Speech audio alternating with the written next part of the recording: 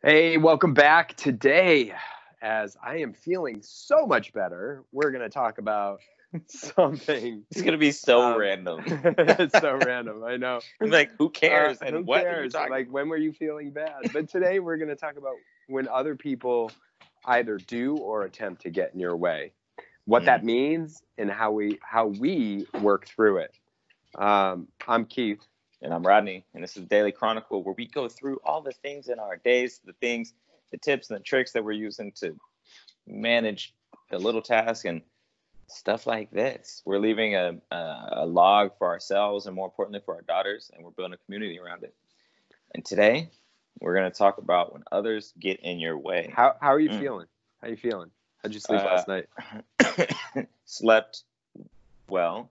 Yeah. And I feel good. I feel confused because I can't find my AirPods. That's why I'm wearing this. Yeah. But good. You? Yeah, I feel good. Thank you to my lovely wife who gave me an extra hour to recover. I got a really good night's sleep, and I went to bed on time last night rather than late. So, I feel better and energized for the day compared to how yesterday ended up playing out, which was not a strong performance by this guy. So that's good. Good on her. Good on you. Good on both. So people getting in your way. Yeah. In the ubiquitous way. So let's talk about what that actually looks like, at least from our perspective. And I'll share my thought on this because I think it can be a bit selfish in its framing to say when people get in your way, right? Like sometimes it may look like people are getting in your way, but they really have your best interest in mind and want to help you along. They just maybe say, don't go so fast so you don't crash your car, right? But at the same time, there are other circumstances where other people just have a different agenda than what you have, right? And it doesn't necessarily mean they're intentionally trying to trip you. It means that they're just an opposing force to what it is that you're trying to accomplish. And what that means is you're an opposing force to what they're trying to accomplish as well, right? And I think that's an important thing necessarily to lay out. I think that's everything. Other people have agendas.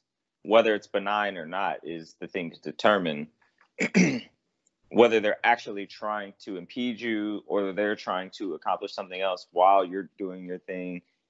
I think that's the whole that's everything. That's the whole enchilada. And I think oftentimes in those circumstances, it's hard to decipher and determine. And if it's intentional or even subconscious, it may be even hard to ask that question and get a straight answer, right?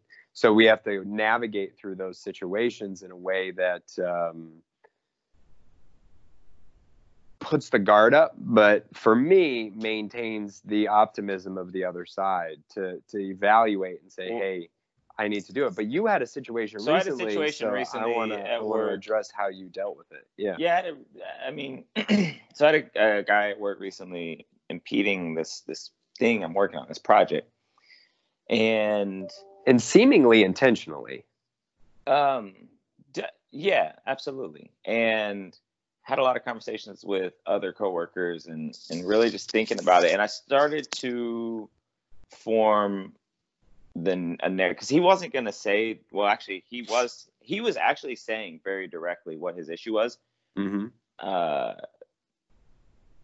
But it was something that was tangential to the project. So I was like, well, I don't understand why I keep saying that.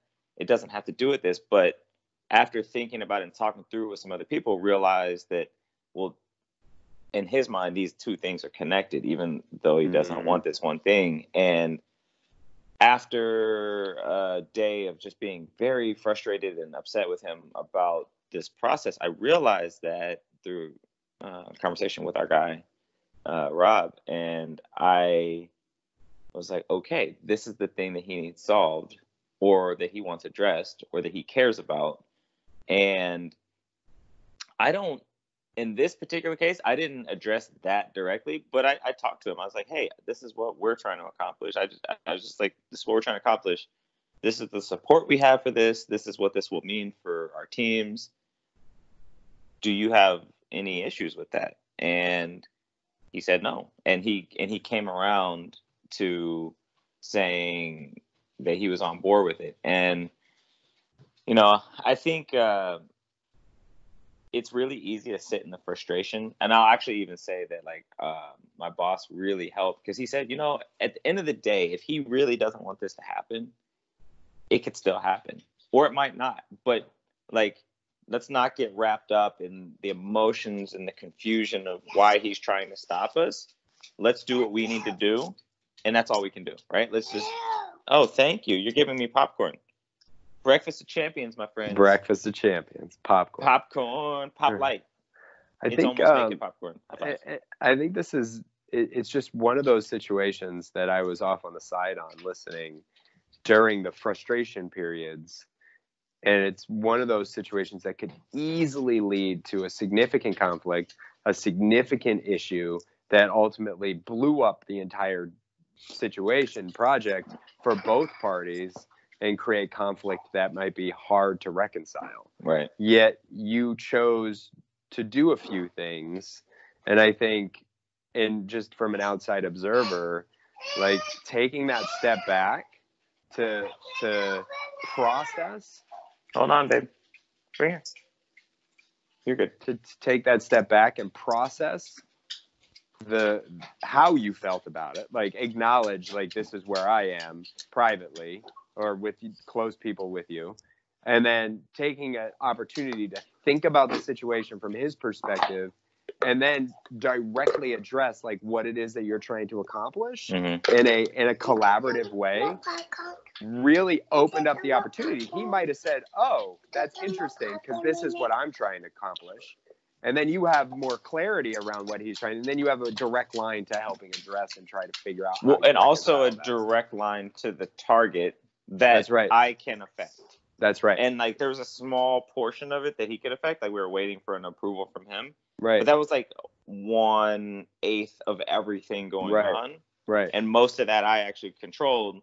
So it's like, okay, well, let's put the conversation and the energy around the other 7/8 of things. Yeah. He doesn't come around. We have some other ways to address that. Right. Or not. But, like, let's keep moving. And I think that reframe from my boss was good. But, like, talking to people on the team about it, having the conversation with you about it, it did help me process the emotion of frustration, so I wasn't just, like, ready to go after ready to fire back at him. And I think I think it was a great, and this is why I wanted to bring it up, is because I think we all experience these things often, and I've seen it all too often end hostily, and in blood and tears, and in a non-productive way. So kudos to you on that. I think there's an opportunity that the girls will learn from this someday, and hopefully the community as well. So how do you handle when someone gets in your way?